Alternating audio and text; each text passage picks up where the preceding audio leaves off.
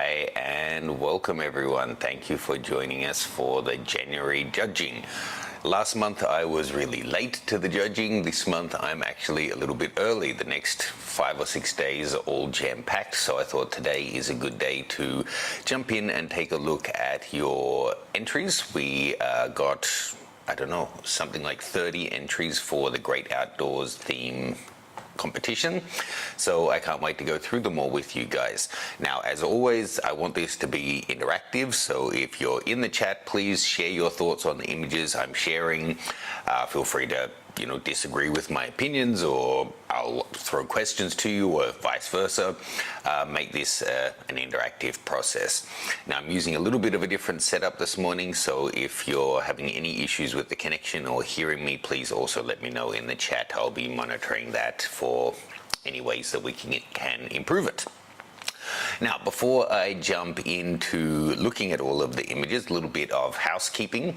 I've chosen the February theme is going to be motion, so you can enter your shots over at mattgranger.com/live.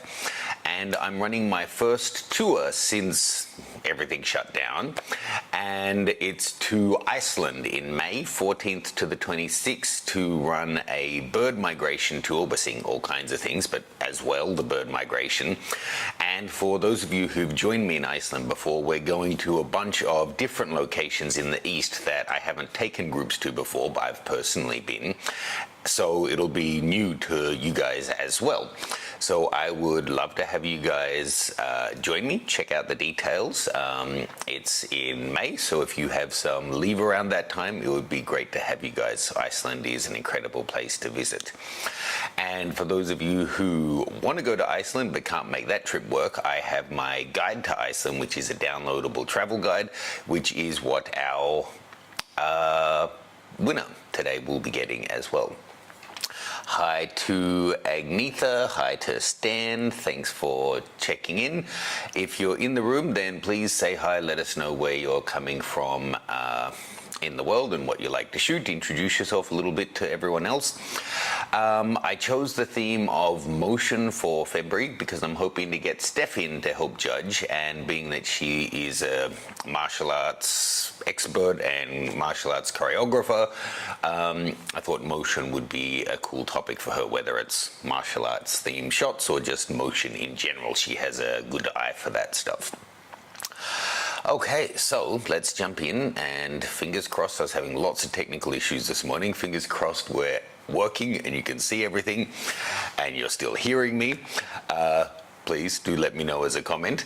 But here we go with our first entry. Okay, so an expansive, looks like shot on one side of a fjord or some kind of a valley, looking down onto a city which is almost camouflaged by the snow, with the road snaking through there and the nice big bridge.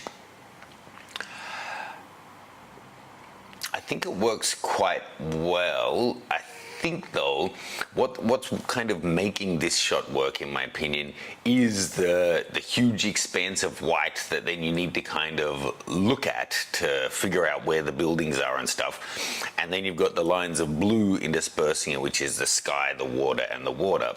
I think it could actually work better if it were a little later in the day. I'm guessing the sun's rising to your back and the mountain that you're on is casting a shadow on that bottom part, which to me, I think it might work better if it were just all brightly lit, so then the white is all really glowing.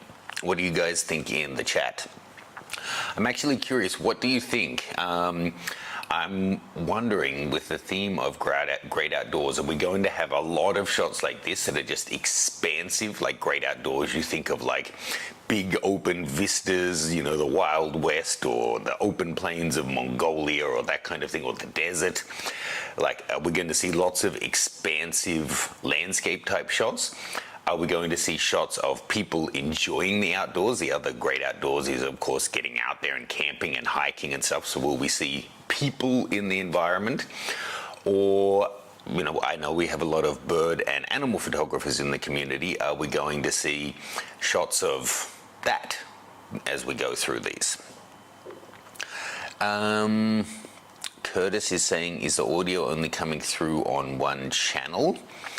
I don't have myself set up that way unless I am using a dual channel mic setup, but I only have one connected, but I thought it would default to two. I'm sorry if that is the case. Let me know if it's a big issue. We can try and fix it. Otherwise, just enjoy me in one ear. Okay, let's take a look at our next shot. Oof, look at that. A nice amount of movement to get it milky in the foreground, but obviously the waves were quite wild, actually, to be able to get this amount of mist and stuff going through. And then the double rainbow coming through. The colors are quite nice. I mean, that's how you got the shot. If it weren't that the foreground were shady, you wouldn't have been able to get the blur there without having ND filters, and then you probably would have to do 2 exposures to be able to get the top. And actually looking at it, I think this probably is 2 exposures, or you can see there's a clear line where the water ends here that I'm guessing either has been a gradual filter to fix the exposure, because obviously the background is much brighter than the foreground, or to put together 2 images. It still, I think, works really nicely. I'm going to give that a pick. Hey Nick, I just saw Nick's comment about it's still January 31st where I am. Damn, I missed the boat. Yeah, it's just January still in some countries by a few hours, but I had the cutoff for this competition set to be the 30th of January, not the 31st. Here we go. So here's what I was wondering, if I was going to see this kind of shot of people in the great outdoors. It's funny, I think this is a beautiful image, and it does speak to the kind of atmosphere that we're thinking of. But I wonder how many people would think of a polluted river in the middle of a major city as the great outdoors. It's outdoors, but is it, you know, nature that we tend to think of when we think of the great outdoors? But I have to say, I really like it. Our subject is a bit out of focus, but getting it all in focus was going to be difficult. I think it's, you know, it's such a beautiful shot. Sorry to be a stickler, but it does look to me like it's off level. The buildings in the background are all leaning to the left. A little adjustment gets that looking a bit more correct. However, I've just noticed this image didn't come with a name. One of the requirements of entering the competition is that you rename your file to your name. And I wasn't looking at them today because I wanted to judge them blindly, but I see this file hasn't been renamed, so I won't be able to give this one a prize anyway, so I won't give it a pick in this case. But nice shot, whoever you are, DCSF. Okay, gosh, people didn't follow the directions this time. Luciana, unfortunately this is a 640 by 360 image, not at a resolution that we can really review. Looks like it had some good potential there. Okay, hopefully this one had the file name correct. Wow, I mean, this is,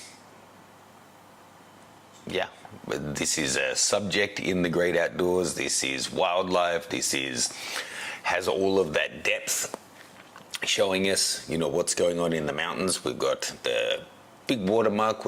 It's a competition, not a gallery, so I don't mind if you have a watermark in there.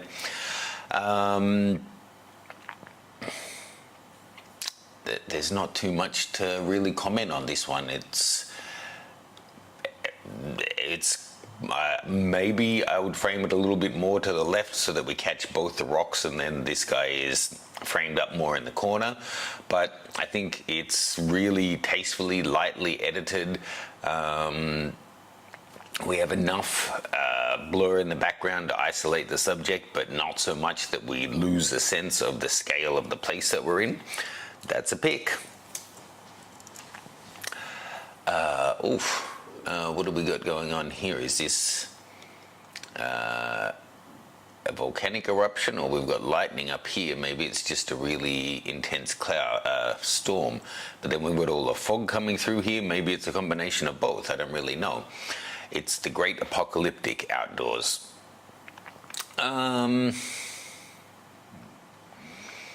Look, I like it. I'm not sure if the foreground holds as much interest, but it does kind of give us that transition through from green fields and daisies to, you know, maybe frozen river, and then the apocalypse on the horizon. So yeah, I'm gonna have to give that a pick as well. Nice one. You guys are making it difficult for me. You know, what's going on here? Okay, Gary Carter. So it's all named right.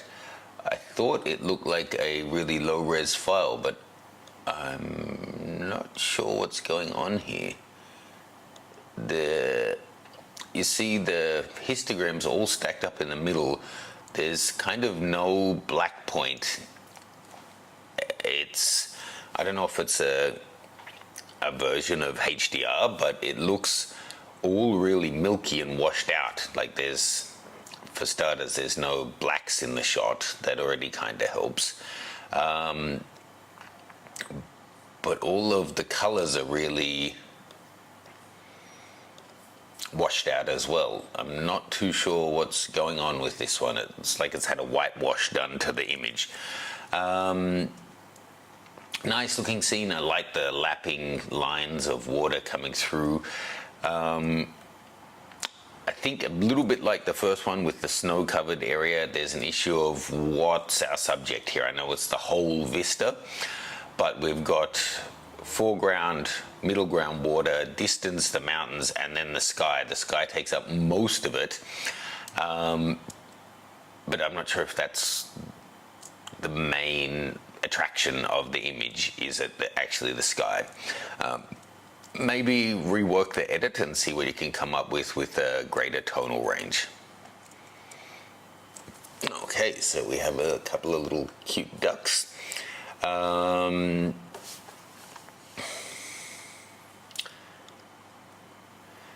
So, as someone who loves to shoot birds, I appreciate the challenge, and that once you get a pair of ducks that you've been trying to get for ages, it's a win already. It is, however, difficult to, you know, at least they're mostly unobscured by the twigs and everything like that. But if we talk about like the hierarchy of bird shots, it would be, you know, bird through all the thicket where you can kind of see the bird, then bird coming through the thicket where it's somewhat framed, then really beautifully framed, then with a cat's light in its eye and looking at the camera, then, you know, flapping its wings with water drops flying or catching a fish or some kind of action like that, then that happening, but also with a spectacular background. And seeing this is about the outdoors, I think the background is really important on a shot like this as well. Like this one, which again is a really low res file, unfortunately. Looks like it could be a puffin. From the silhouette, we do get a clear enough sense of it, despite being such a small file. It's a nice silhouette. I think it's really nicely composed as well. I won't go into any other technical things because it is kind of a quarter of the res that we ask for. Let me just switch back and let's take a look at the chat that's going on in the room. If you guys have any questions, then feel free to fire away. Whilst we do that, I'm just going to move things on my next shot for when I come back.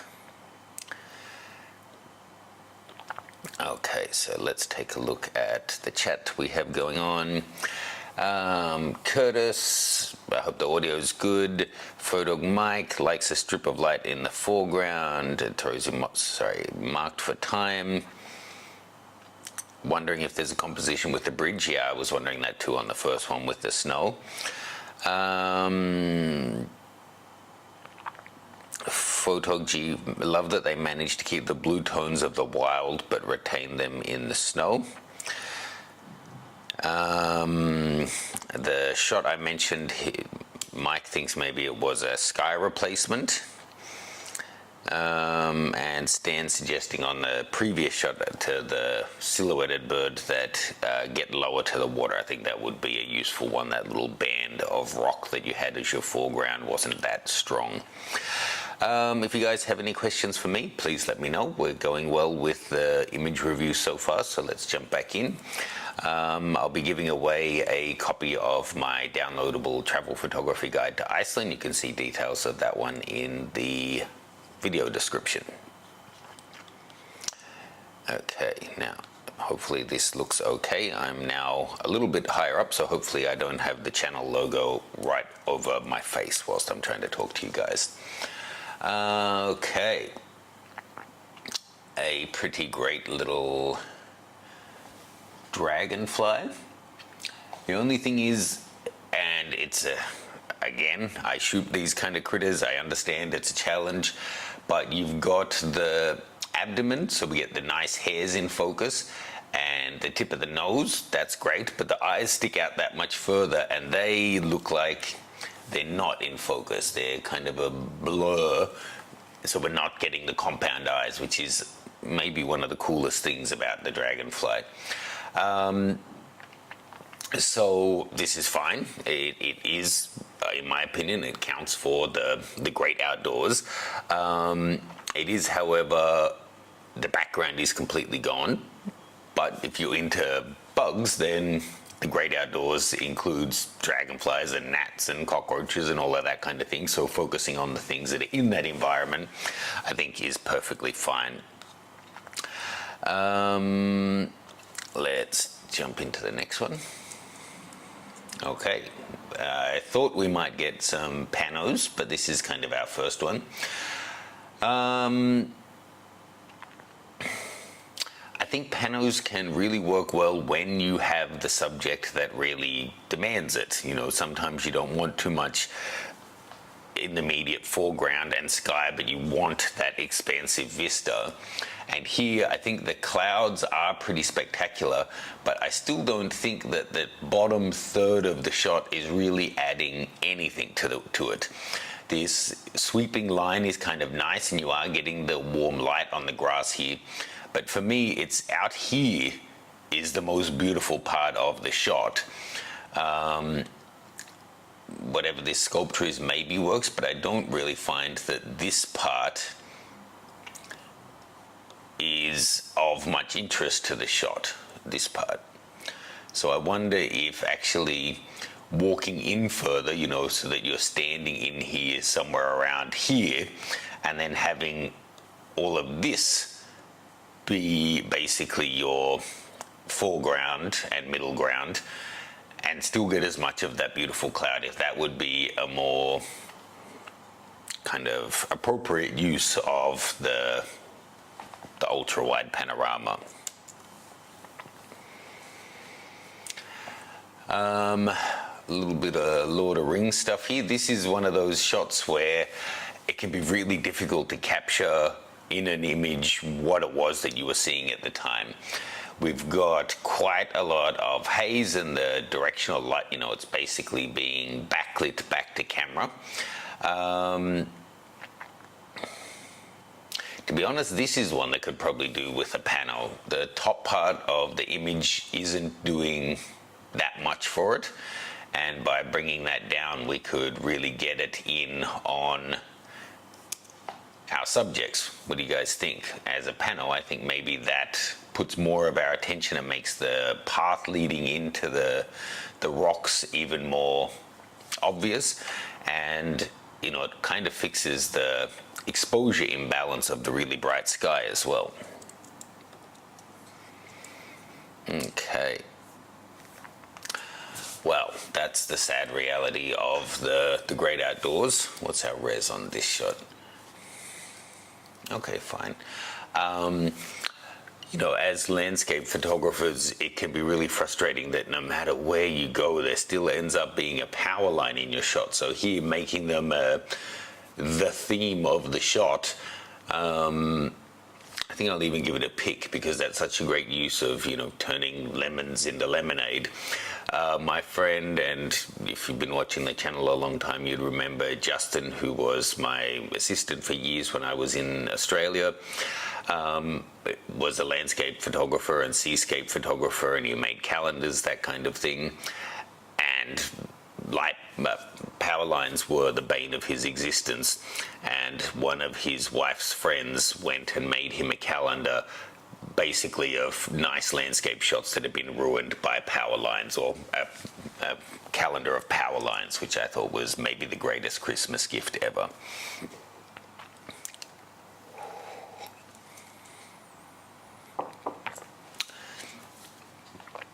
Okay, another one where we've got the nice trail leading in to the image.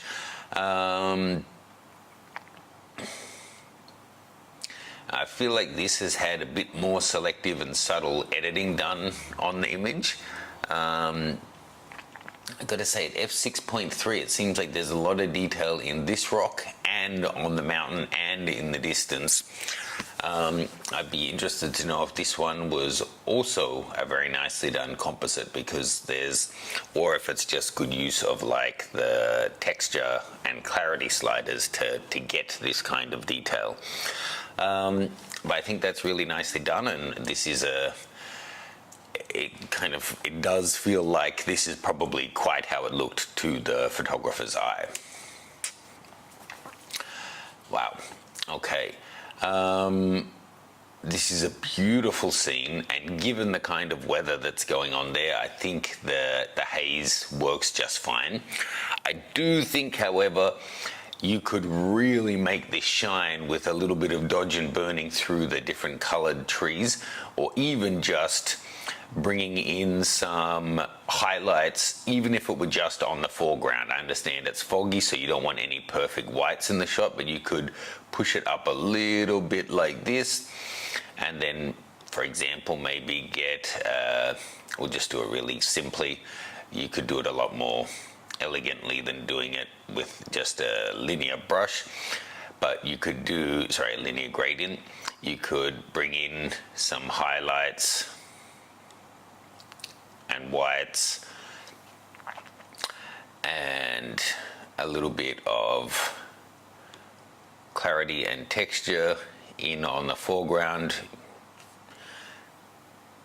You could also just boost the saturation just a little bit, keep the blacks down. So there's just, you can kind of see which area I've brought to life there, right? So that's with those couple of edits applied, so brightening up the whites and then adding that little punch in the foreground, and then this is how it came in, so before and after.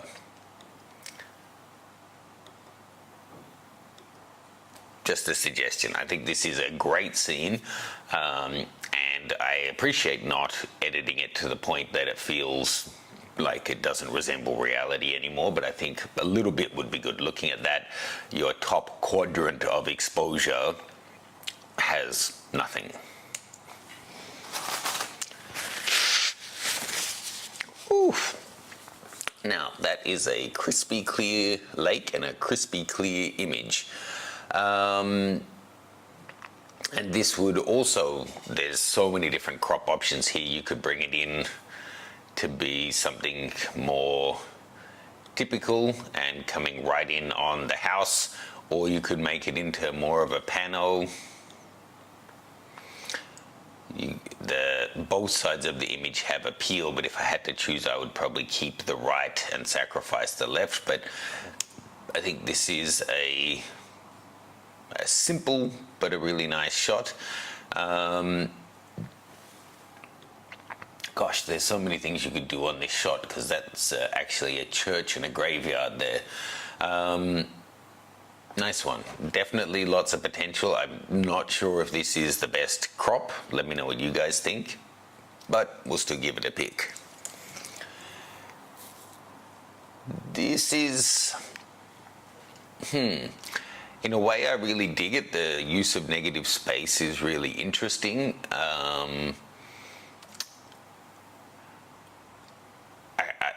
I can see the value or the intention of having a couple of people out there having a chat on a hilltop, enjoying the fresh air, enjoying the great outdoors, as falling into this category. But I think the creative use and the kind of the creativity of using the cloud in that way, and then using a silhouette technique to make it a graphic kind of image, that also works.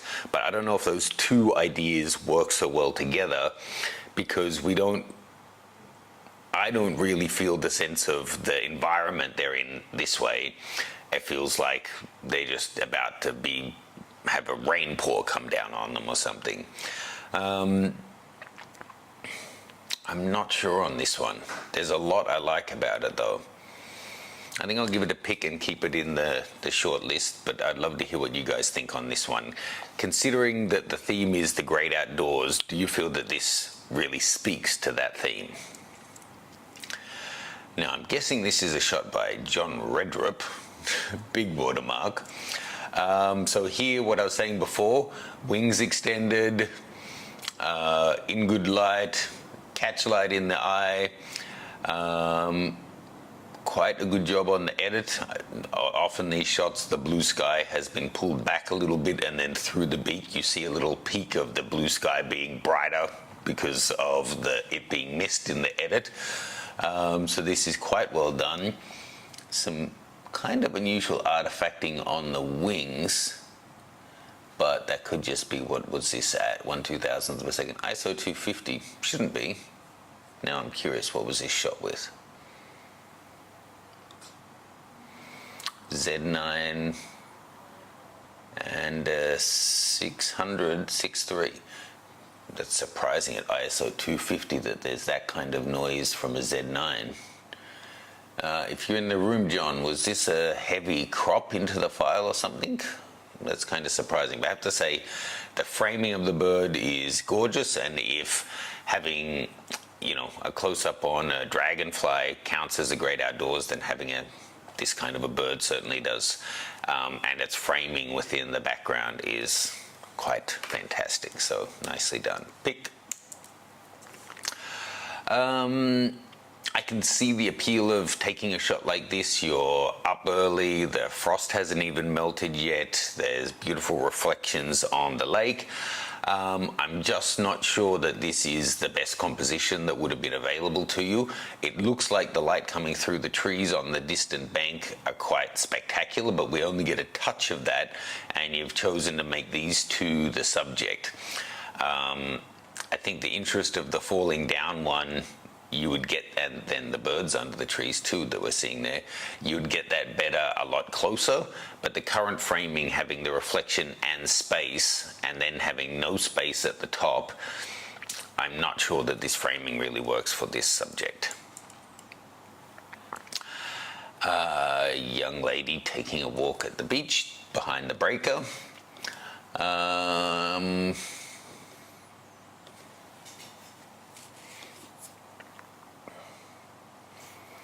So there's some editing artifacts going on here. It's a difficult one because you've got the rising sun over here, that if you were bringing the subject up to be bright enough, then you're going to lose that and lose all your saturation, right? So it is a difficult one. I appreciate it was really windy, so you've got the wind in her face, the hair behind to try and get most of it out of her face. There's a lot going right about it, her being mid-stride and all of that kind of thing, but she's also in shadow, looking away from camera with hair in her face.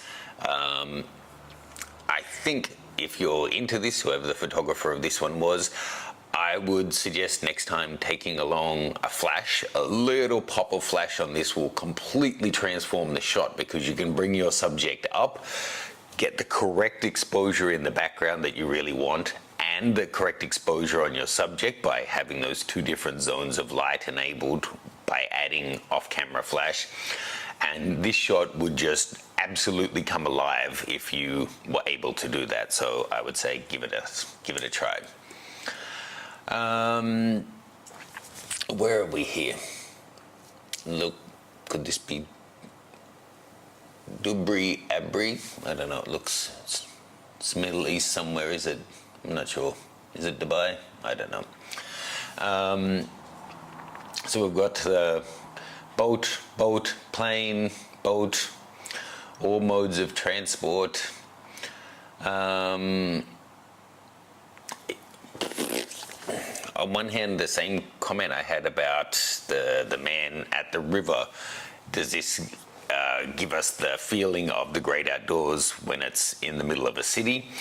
But when you think of it as, this is like, looks like this is people on a longer journey, or they're importing or exporting goods all wrapped up, people going to or from work maybe, and then people coming in or leaving the city. It kind of speaks to travel and going places, so I think that kind of brings it together with the great outdoors theme.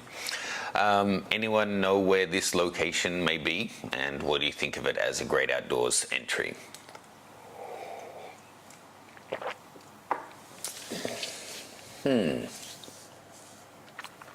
Again, I think there's a lot going right about this. The use of negative space works. This is kind of a great outdoors, but a good reason to stay indoors type image.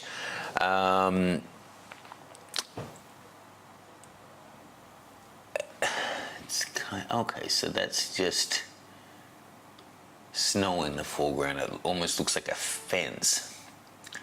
So you see, putting it up 1 2/3 stops, that gets us, we're still not hitting pure white on the shot. So just be careful when you're framing up a snow shot.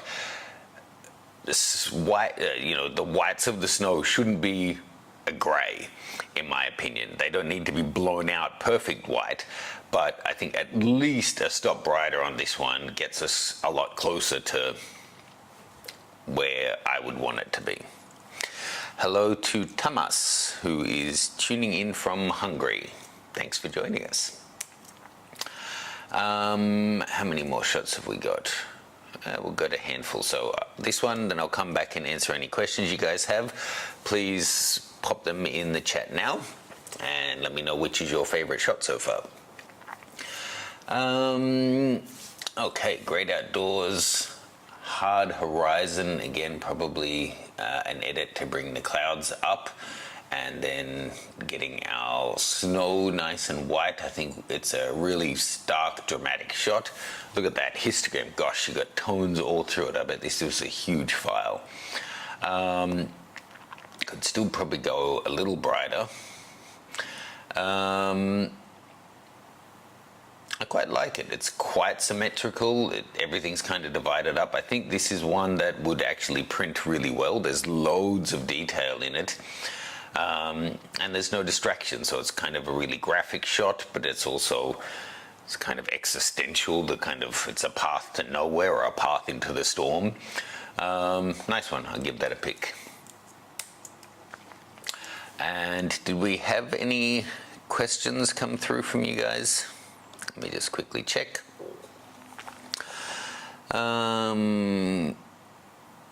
Not that I see. Well, we have a very quiet group today. Well, I won't force you out of your shells. Thank you all for joining us. Thank you to those who entered. We only have a handful of shots left, so a reminder that next, our February theme is the topic is motion.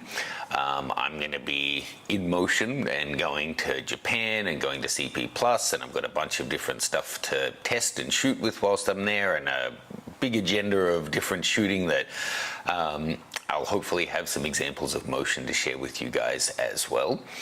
I'm hoping we'll get Steph in for the judging of the February comp, which will be in early March. I will be in Japan until I think the 2nd or 3rd, so I'll judge it after that.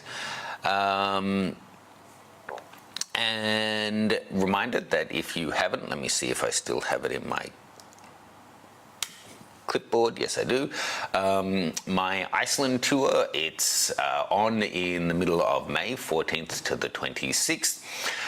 We've got a small group, great, quite a few return customers, and I would love to have you join. It's with one of my favorite guides, and we're hitting a lot of my favorite locations in Iceland for the bird migration. This should be a great one.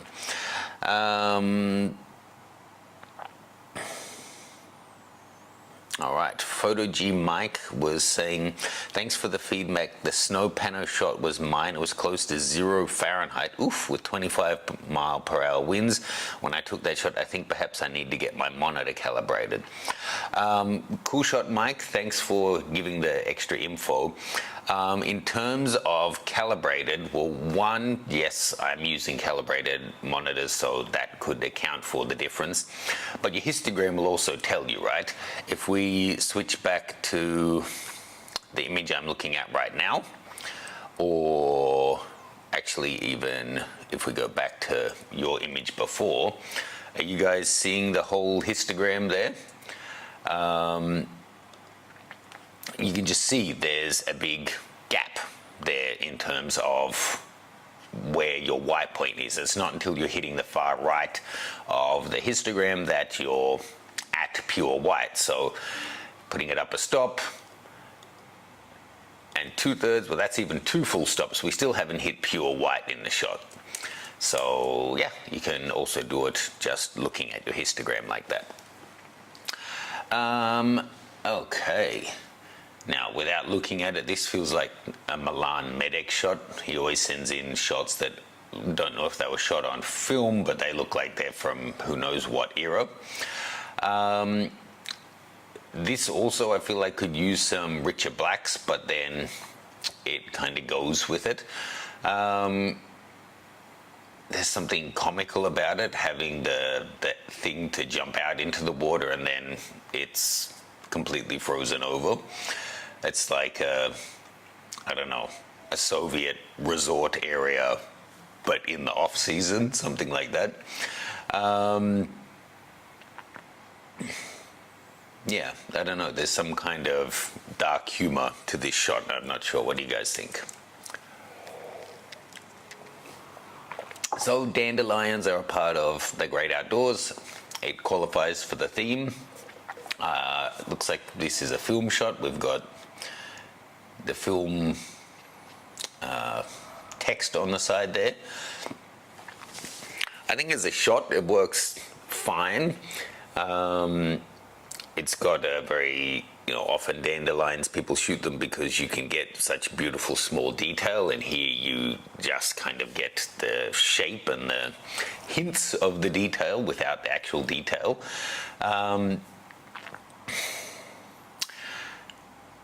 I'm not sure. Whilst I said the bug and the bird as being things that you find in the great outdoors, then sure, that qualifies.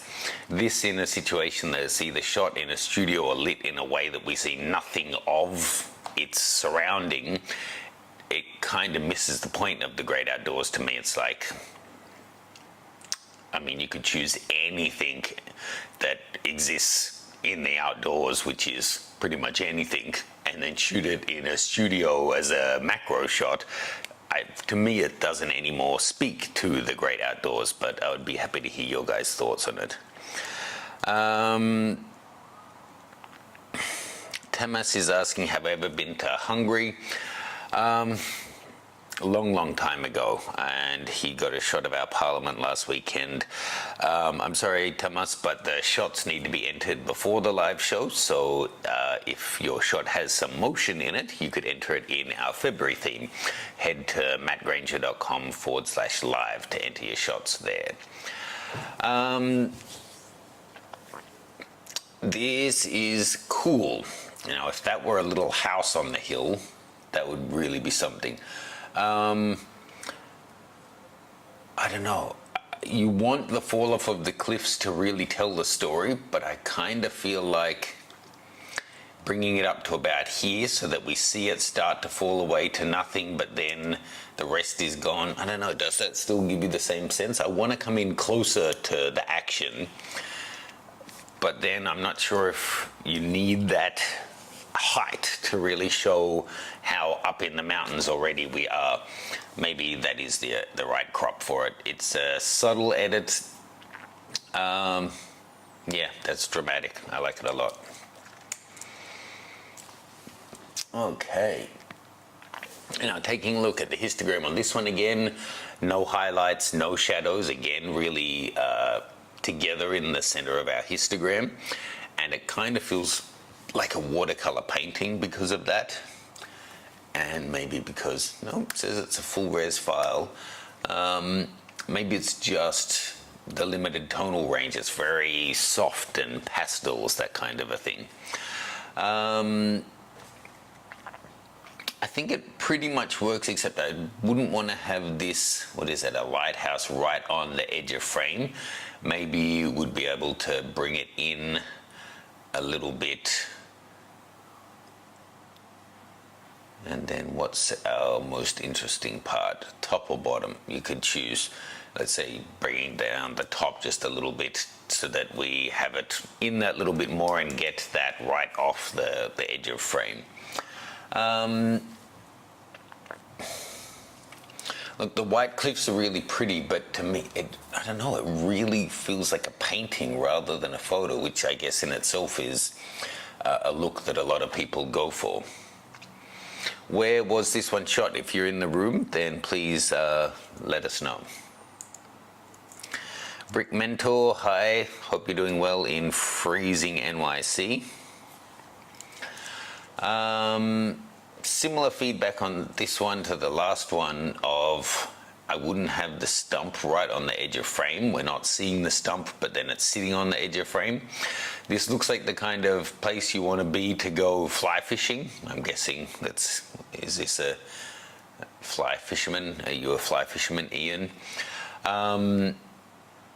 You know, with the theme of this being the great outdoors, and I asked at the beginning of the comp, what do you guys think? Is there going to be mostly expansive landscapes or people in the landscape, that kind of thing?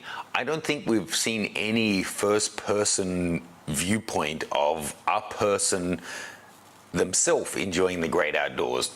So if this were taken with like a wide-angle lens and we saw your fishing rod extending in front of the camera, or your feet in the water, or your tackle box on the shore or something that kind of tells us what you're doing in the space, I think that would be more interesting in terms of storytelling than just showing us, here's what I saw when I was there. It would be cool to also know what you were doing there. Oh, those two shots kind of line up in a funny way.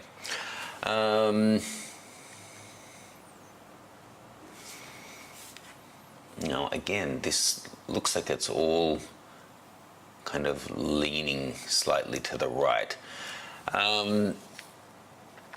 So I guess are they bison or something? It's nice. I wonder if it works better without the tree in the foreground, or would it work better with more of the tree in the foreground? No, I think the tree does help, but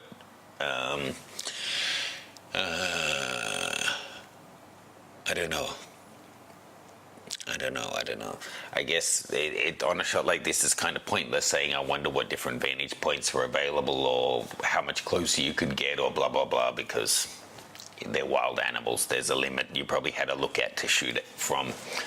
Having said that, looks like there's a little camp or something there in the distance, or maybe that's just the frigid cold coming up.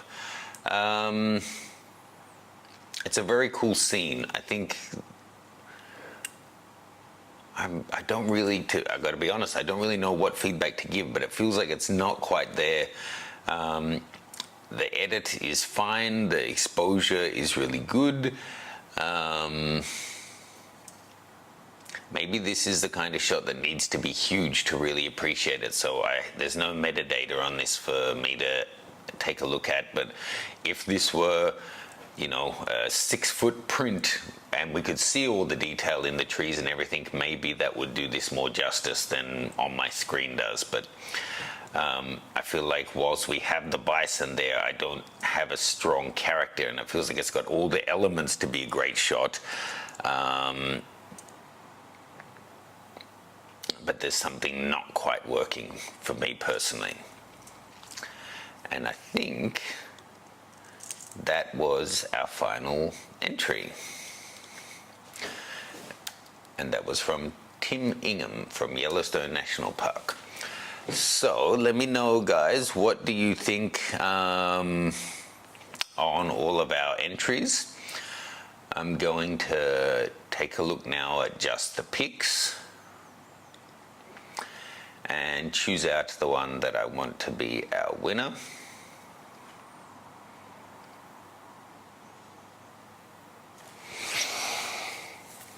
Okay. Gosh, there's some great shots here.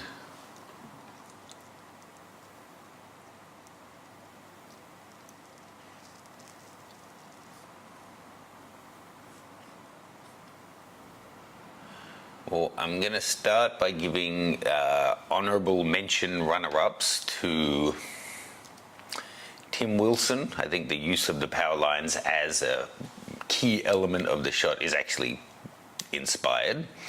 And then this one from John Redrup, the roseate spoonbill, beautifully framed, beautifully captured.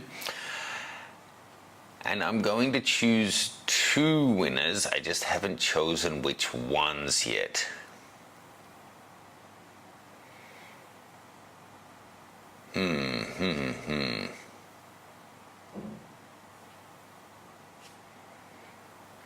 Well, this is one winner, Kurt Hardester.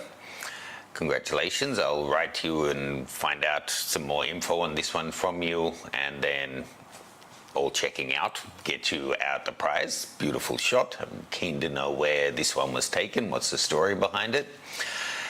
And I'm split between 2 particular images here. Now, even though it's a simpler image, I'm going to give the prize to this one from Damien Krinsky. There's something about it that just draws me in, and you know, I was saying on some of the shots that I couldn't find what the subject was, or my eye wasn't settling anywhere, and it had the elements but it didn't quite work. There's something about this, despite it being quite a simple shot, that makes me want to keep looking at it, keep studying it, keep considering what the different things are going on in there, which I think is a testament to how great the shot is. So those are our 2 winners, and this was another one that I was tossing up as a potential, so this will be another highly commended runner-up of Thomas Matchner. Maybe a composite, maybe a sky replacement, I'm not sure, but quite a dramatic shot. So I'm glad that that went off without too much of a hitch. I didn't get into it at the start, but the 20 minutes before going live were a panic because my streaming software wasn't working, and I was trying to reinstall everything and restarting half a dozen times, and then it suddenly just worked 2 minutes before. So I'm glad to be able to actually get this to you guys. If you didn't see it, I just put live a video this week shooting with the Contax G1 film camera, and we've got a whole bunch of stuff that we're working on at the moment, some exciting new announcements that'll be coming pretty soon, as well as getting ready for CP Plus, and there'll be no doubt lots more announcements coming for that. Reminder, if you check the description, you can enter the February competition. The theme is motion. You can also check out my new guide to Iceland, which is the downloadable course, as well as my small group photography tour on May 14th to 26th this year. Thanks, guys. Appreciate you joining. Appreciate you entering the comp. go through, either go take a motion shot or go through your archives and find what you've already taken and enter it, and hopefully I'll be able to get Steph on at the end of the month to help judge those shots for us. Have a great rest of your day. I'll see you guys soon. Ciao.